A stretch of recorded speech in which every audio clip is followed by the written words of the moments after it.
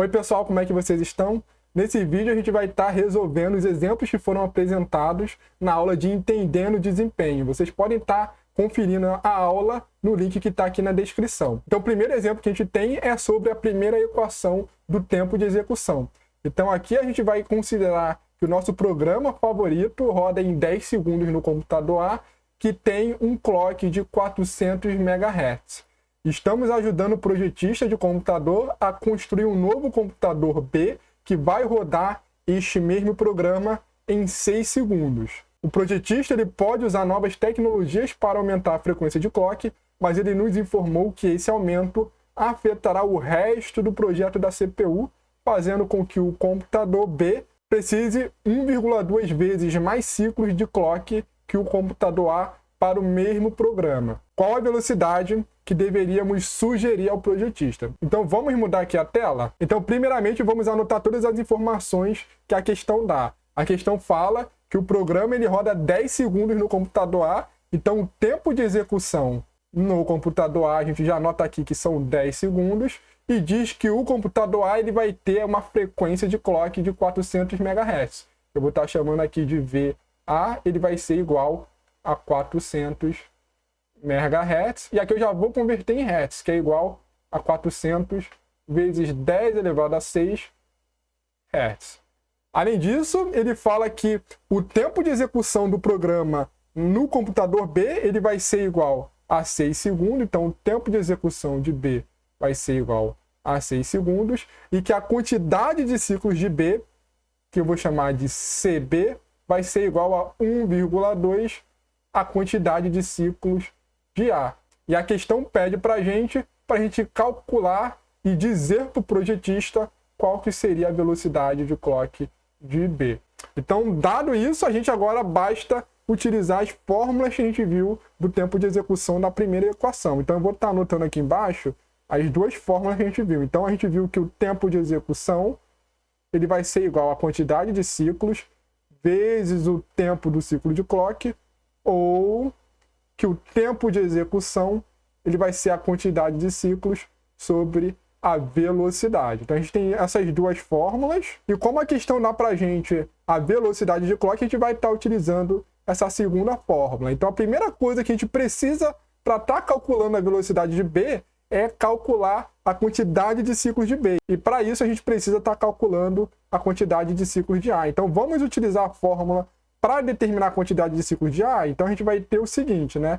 Que o tempo de execução de A vai ser igual à quantidade de ciclos de A sobre a velocidade de A. Então, substituindo os valores, a gente vai ter então que 10 é igual a CA sobre 400 vezes 10 elevado a 6. Aqui a gente basta multiplicar cruzado, né? E a gente vai ter que a quantidade de ciclos de A vai ser igual a 4.000 vezes 10 elevado a 6. Fazendo isso, a gente já consegue calcular diretamente qual é a quantidade de ciclos de B. Aqui a gente já consegue colocar na fórmula direto para a gente estar calculando a velocidade de B. Então, só para a gente separar aqui embaixo a gente vai colocar então as informações do computador B. Então, o tempo de execução de B vai ser igual à quantidade de ciclos de B sobre a velocidade de B. Então, substituindo os valores, a gente vai ter então que o tempo de execução vai ser 6 segundos, vai ser igual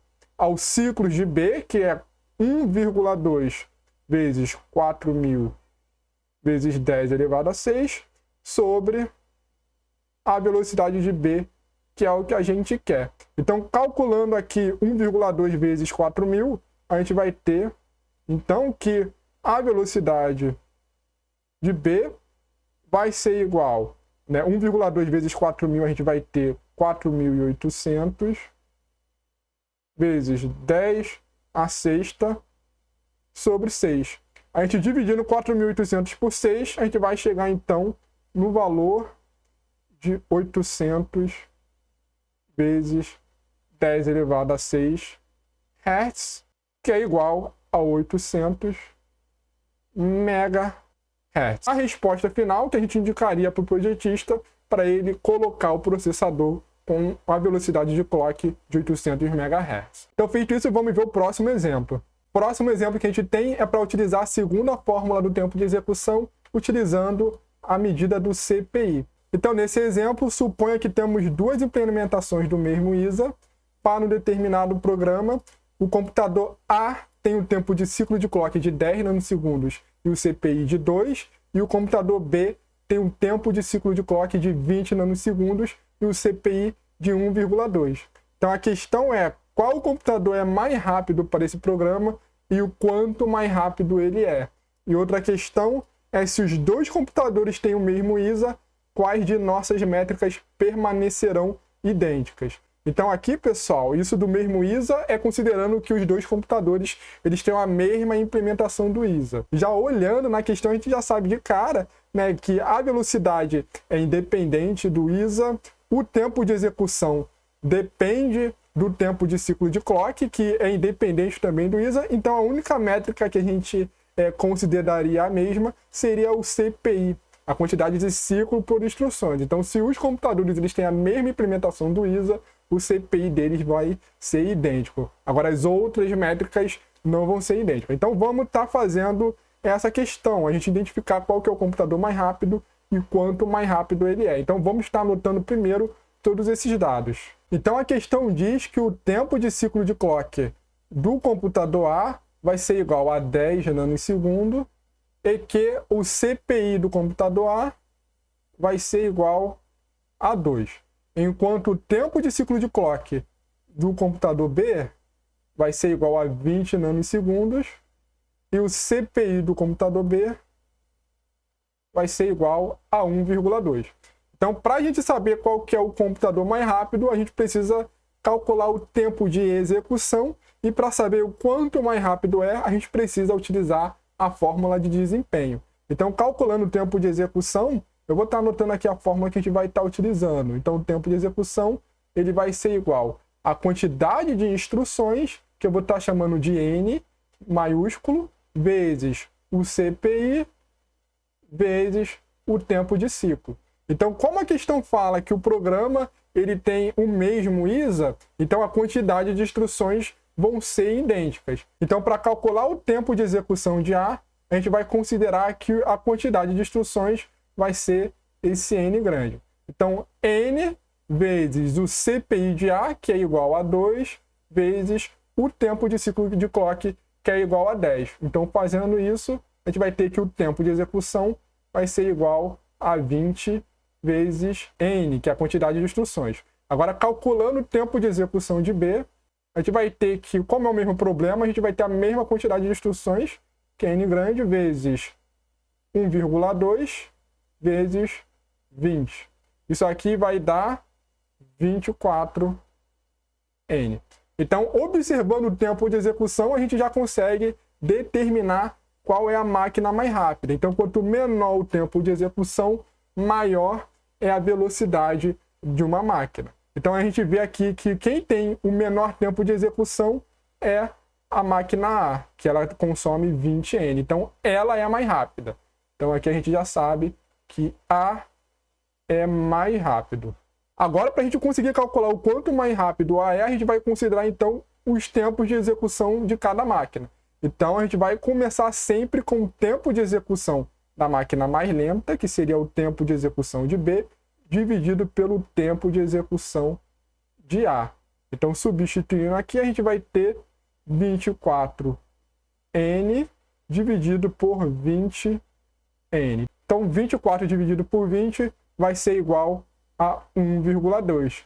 Então, a máquina A é 1,2 vezes mais rápido que a máquina B, ou seja, 20% mais rápido que a máquina B. Então, vamos fazer a próxima questão. Então, próximo exemplo, a gente tem que um projetista de compilador está tentando decidir entre duas sequências de código para uma máquina em particular, baseado na implementação do hardware a 3 classes de diferentes instruções, a classe A, a classe B e classe C, requerendo 1, 2, 3 ciclos, respectivamente. A primeira sequência de código tem 5 instruções, que são 2 instruções de A, 1 de B e 2 de C. A segunda sequência de código tem 6 instruções, que é 4 de A, 1 de B e 1 de C. Então a questão pede para a gente determinar qual que é a sequência que vai ser mais rápida, o quanto mais rápido e qual que seria o CPI de cada sequência. Então vamos estar anotando essas informações para a gente utilizar nossas fórmulas. Então vamos começar descrevendo as informações que a questão dá. Vou anotar aqui, ó, sequência 1. A gente sabe que são 5 instruções. E eu já vou estar calculando a quantidade de ciclos da primeira sequência. Então a quantidade de ciclos da primeira sequência vai ser, então, 2 instruções de A. Então vai ser 2 vezes instruções de A, que demora 1 ciclo, mais uma instrução de B, que demora 2 ciclos, mais 2 instruções de C, que demora 3 ciclos. Então, com isso, a gente já tem a quantidade de ciclos, que vai ser aqui 2 mais 2, 4, mais 6, 10 ciclos para a primeira sequência. Enquanto isso, a sequência 2 vai ter 6 instruções. A quantidade de ciclos da sequência 2 vai ser igual a 4 instruções de A, que demora 1 ciclo, mais uma instrução de B, que demora 2 ciclos, mais uma instrução de C, que demora 3 ciclos. Então, isso aqui vai ser igual a 4 mais 2, 6, mais 3, 9. Então, como a questão diz que a gente vai executar essa sequência na mesma máquina, ela vai ter o mesmo tempo de ciclo de clock. Então, basta a gente estar utilizando a fórmula do tempo de execução. Então, o tempo de execução da sequência 1 vai ser igual à quantidade de ciclos, que são 10 ciclos, vezes o tempo de ciclo, que é igual a TC. Enquanto o tempo de execução da sequência 2 vai ser a quantidade de ciclos, vezes, que é igual a 9, vezes o tempo de ciclo de clock, que é igual a T6. Então, qual que é a sequência mais rápida? A sequência mais rápida é aquela que tem o menor tempo, que aqui no nosso caso seria a segunda sequência. Agora, o quanto mais rápida que ela vai ser? Então, a gente vai calcular a fórmula de desempenho. Para a gente saber o quanto mais rápido ela vai ser, a gente vai calcular, eu vou colocar aqui do lado, vai ser o tempo de execução da sequência 1 sobre o tempo de execução da sequência 2, que é igual a 10 vezes TC, dividido por 9 vezes TC. Então, TC aqui a gente vai estar cortando. Aqui vai dar uma dízima que é igual a aproximadamente 1,11. Então, a sequência 2 é 1,11 vezes mais rápido que a sequência 1, ou 11% mais rápido que a sequência 1. A questão também pede para a gente agora calcular o CPI de cada uma das sequências. Então, vamos lembrar aqui que o CPI ele vai ser igual ao CPI, ele vai ser igual o número de ciclos dividido pelo número de instruções. Então, vamos estar fazendo de cada um. Então, CPI de A vai ser igual o número de ciclos, que são 10 ciclos, dividido pela quantidade de instruções, que é igual a 5. Então, CPI de A vai ser igual a 2. CPI de B, a gente vai ter que vai ser igual a 9, que é a quantidade de ciclos, dividido pela quantidade de instruções, que é 6. Então, o resultado de 9 por 6 é igual a 1,5. Então, com isso, a gente finaliza aí mais um exemplo. O próximo exemplo que a gente tem é sobre a medida do MIPS. Então, 2 compiladores diferentes estão sendo testados para um computador de 500 MHz com 3 classes de instruções diferentes. A classe A, B e C, que requerem 1, 2 e 3 ciclos, respectivamente. Ambos compiladores estão sendo usados para produzir código para um grande pedaço de software. O compilador 1 ele vai gerar um código com 5 bilhões de instruções da classe A, 1 bilhão da classe B e 1 bilhão da classe C. Enquanto o compilador 2 ele vai gerar o código com 10 bilhões de instruções da classe A, 1 bilhão da classe B e 1 bilhão da classe C. Então, qual vai ser a sequência mais rápida de acordo com a métrica do MIPS? Depois, qual será a sequência mais rápida de acordo com o tempo de execução? Vamos começar a anotar as informações que a questão dá. Ela diz aqui que o computador onde vai ser executado ele tem a velocidade de clock de 500 MHz. Então, já vamos deixar separado aqui, ó, que a velocidade é 500 MHz. E aí ela fala informações de compilador 1 e compilador 2. Então, do compilador 1, a gente tem 2 informações para a gente calcular. Então, primeiro eu vou calcular a quantidade de instruções que cada compilador vai produzir. Então, eu vou chamar de N1 a quantidade de instruções que o compilador 1 vai gerar. Então, ele vai gerar 5 bilhões de instruções da classe A.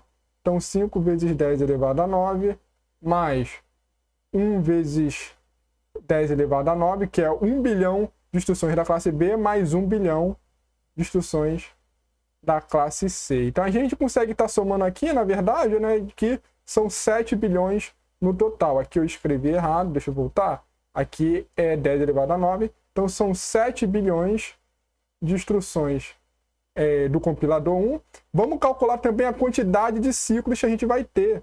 Então, a quantidade de ciclos, que vai ser o C1, vai ser igual a 5 vezes 10 elevado a 9, onde cada uma dessas instruções da classe A, ela vai levar um ciclo de clock, então multiplica aqui por 1, mais 1 bilhão, que vai levar 2 ciclos, mais 1 bilhão da classe C, que vai levar 3 ciclos. Então, aqui no total, a gente vai ter 5 mais 2, 7, mais 3, 10. Então, vai ser 10 vezes 10 elevado a 9. Então, essa aqui é a quantidade de ciclos tomada pelo compilador 1. A gente já consegue calcular até o tempo de execução.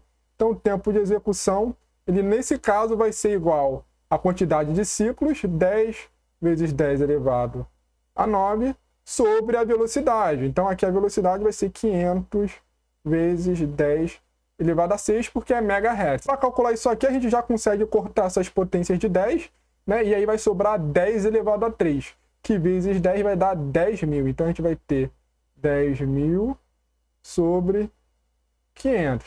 Então, a gente consegue estar cortando aqui 2 zeros e vai ficar 100 dividido por 5, que vai ser igual a 20. Então, vamos agora calcular as informações do compilador 2. Então, isso aqui é o tempo de execução do compilador 1. Vamos colocar aqui do lado, para vocês conseguirem ver, as informações do compilador 2. Quantidade de instruções N2 vai ser igual. O total vai ser 12 bilhões de instruções. Então, da mesma forma, vamos calcular a quantidade de ciclos produzida pelo compilador 2. Então, vai ser 10 vezes 1, mais 1 vezes 2, mais 1 vezes 3. Isso aqui tudo representado em bilhões.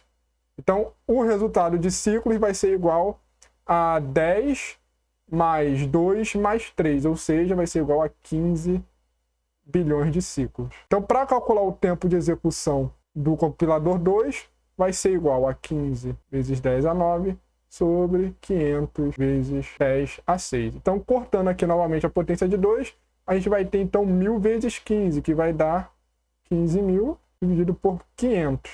Então, cortando aqui os 2 zeros, vai dar 150 dividido por 5. 150 dividido por 5 vai dar 30.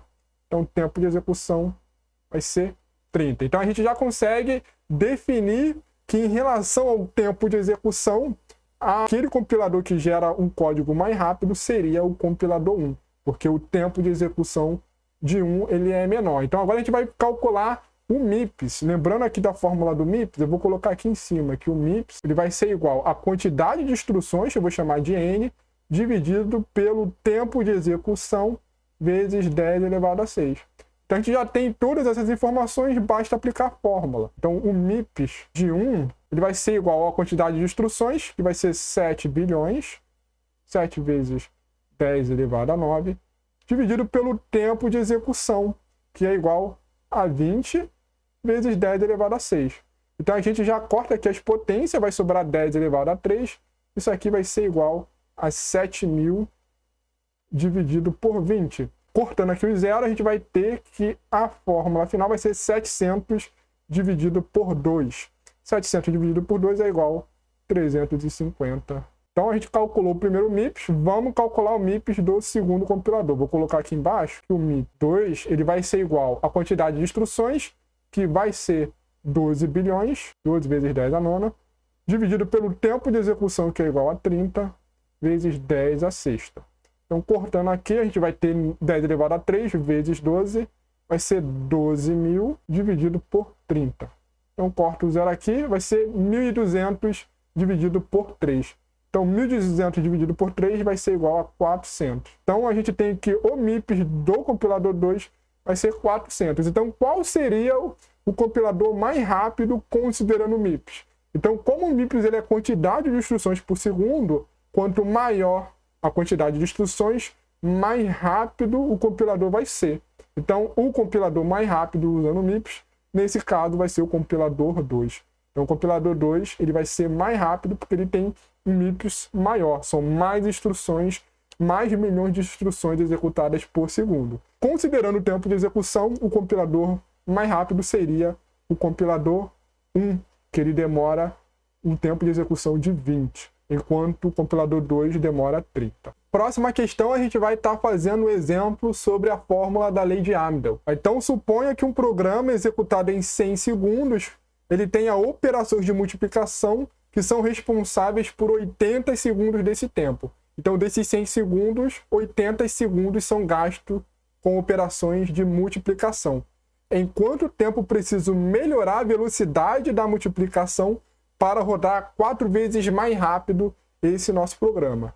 E quanto tempo a gente precisaria para rodar 5 vezes mais rápido? Vamos começar anotando as informações que a questão dá. Um programa ele vai demorar 100 segundos para executar, sendo que 80 segundos é da multiplicação.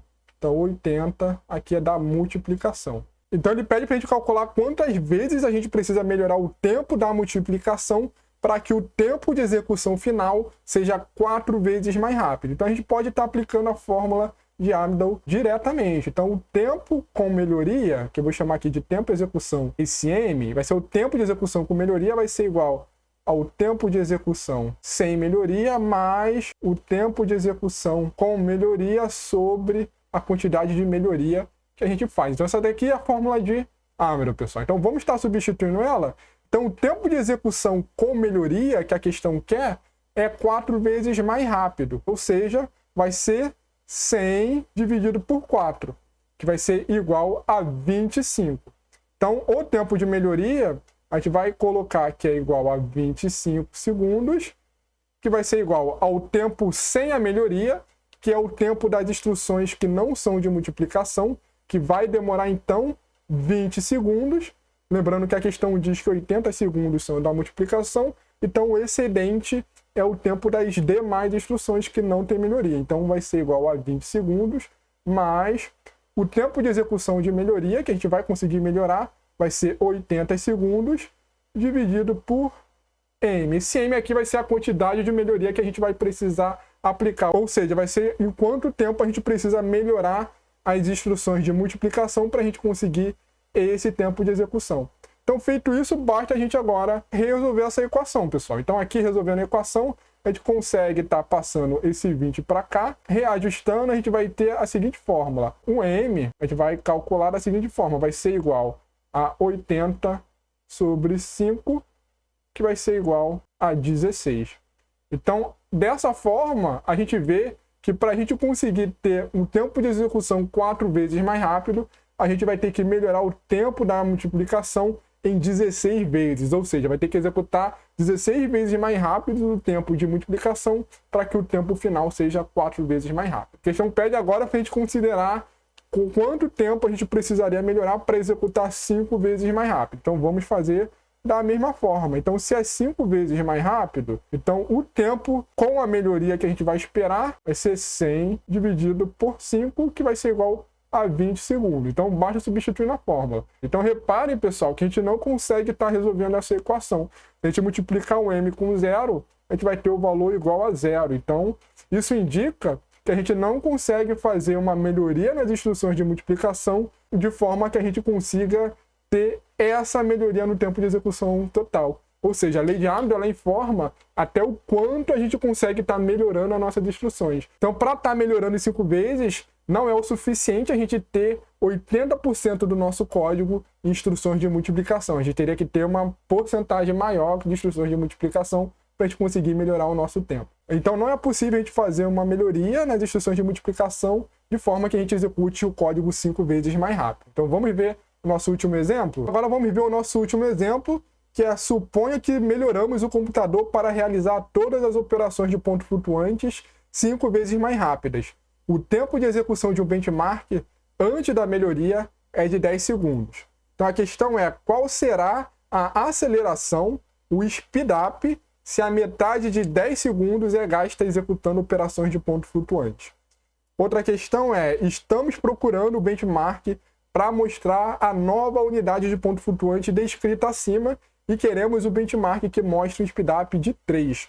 Estamos considerando que roda em 100 segundos com o hardware antigo, o hardware anterior. Então, quanto tempo de execução as instruções de ponto flutuantes teriam que levar em conta neste programa para gerar a aceleração desejada neste benchmark? Ou seja, qual deverá ser o tempo das instruções de ponto flutuante de forma que a gente tenha o speedup de 3. Vamos começar a anotar as informações dessa primeira parte da questão. A questão diz que o tempo de execução desse benchmark rodando numa máquina sem a melhoria é de 10 segundos. Então, o tempo de execução vai ser igual a 10 segundos. E a quantidade de tempo gasto com as instruções de ponto flutuante é a metade de 10 segundos. Então, o tempo de execução com a melhoria, que eu vou chamar aqui tempo de execução com, ele vai ser, então, 5 segundos, porque vai ser a metade de 10.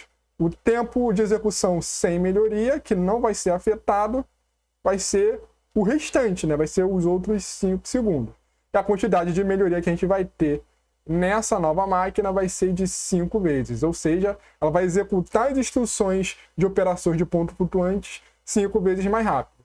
A questão ela pede para a gente calcular o speedup que a gente vai ter com essa máquina. Então a gente precisa estar calculando o tempo de execução com a melhoria, o tempo de execução final. Vou chamar de final, botar esse F aqui, só para a gente não confundir com esse com melhoria. Então o tempo de execução final que a gente vai querer calcular, ele vai ser igual ao tempo sem a melhoria, ou seja, das instruções que não são de ponto flutuante, que vai ser igual a 5 segundos, mais o tempo de execução que as instruções de ponto flutuante vão demorar, que é igual a 5, dividido pela quantidade de melhoria que elas vão ter. Elas vão executar 5 vezes mais rápido. Então aqui a gente consegue estar calculando a fórmula diretamente, que vai ser igual a 5 mais 5 dividido por 5, que é igual a 1. Então o tempo de execução vai ser igual a 6 segundos. A questão pede para a gente calcular o speedup. Então basta a gente pegar o tempo de execução sem a melhoria e dividir pelo tempo de execução final, que vai ser igual a 10 dividido por 6. Isso aqui vai dar para a gente 1,6667. Então, aproximadamente 1,67 vezes mais rápido do que a máquina antiga. Então, a gente terminou a primeira questão, agora vamos para a segunda parte da questão. Na segunda parte da questão, ele diz que está procurando o benchmark que ele produza o speedup de 3. Ele vai considerar que o tempo que esse benchmark roda no hardware antigo vai ser de 100 segundos. A questão é qual que é o tempo de execução que as instruções de ponto flutuante têm que ter para que a gente consiga gerar esse benchmark igual a 3. Agora a gente vai querer que o tempo final ele tenha o speedup de 3, ou seja, o nosso tempo de execução final com a melhoria vai ter que ser 3 vezes mais rápido, vai ser 100 sobre 3. A gente não sabe o tempo que a gente vai tomar executando as instruções de ponto flutuante e, consequentemente, o tempo que não é afetado com as instruções de ponto flutuante. Então, a gente vai conseguir montar a nossa fórmula da seguinte maneira. A gente vai ter, então, que o tempo de execução final, que é 100 sobre 3, ele vai ter que ser igual ao valor de 100, que é a quantidade de tempo total que ele executa no hardware antigo, menos a quantidade de tempo que é afetado pelas instruções de ponto flutuante, que a gente não sabe, eu vou estar chamando de x, mais a quantidade de tempo da melhoria, que seria a quantidade de tempo das instruções de ponto flutuante, que é o que a gente quer determinar, que vai ser x, dividido pela melhoria. Que como a questão fala que é o mesmo hardware descrito acima, então o hardware descrito acima, ele melhora as instruções de ponto flutuante em 5 vezes. Então reparem aqui, pessoal, que esse 100 menos x é o tempo das instruções que não são ponto flutuante. É 100 menos a quantidade de tempo que as instruções de ponto flutuante demoram. E esse lado aqui seria o tempo das instruções com melhoria, de instruções de ponto flutuante. Então, feito isso, a gente só resolver essa equação. Então, para resolver de forma fácil, a gente consegue estar eliminando esses denominadores. Basta a gente calcular o MMC e multiplicar ele pelo denominador. Então, como 3 e 5 eles são primos, a gente consegue estar multiplicando por 15 para estar desconsiderando esses denominadores. Então, multiplicando por 15, deixa eu colocar aqui do lado. Então, o que a gente vai ter? Então, 15 dividido por 3 é igual a 5. 5 vezes 100, 500. Multiplica por 15 e 100 vai ser 1.500. Menos 15x. Mais 15 dividido por 5 sobra 3. Então, aqui vai ser mais 3x. Então, feito isso, a gente é só começar a resolver. Então, menos 15x mais 3x vai ser igual a menos 12x. Então eu vou colocar esse menos 12x lá para o outro lado, vai ficar 12x, vai ser igual a 1.500 menos 500, e vai ser igual a 1.000. Então com isso, a gente vai ter que x é igual a 1.000 dividido por 12.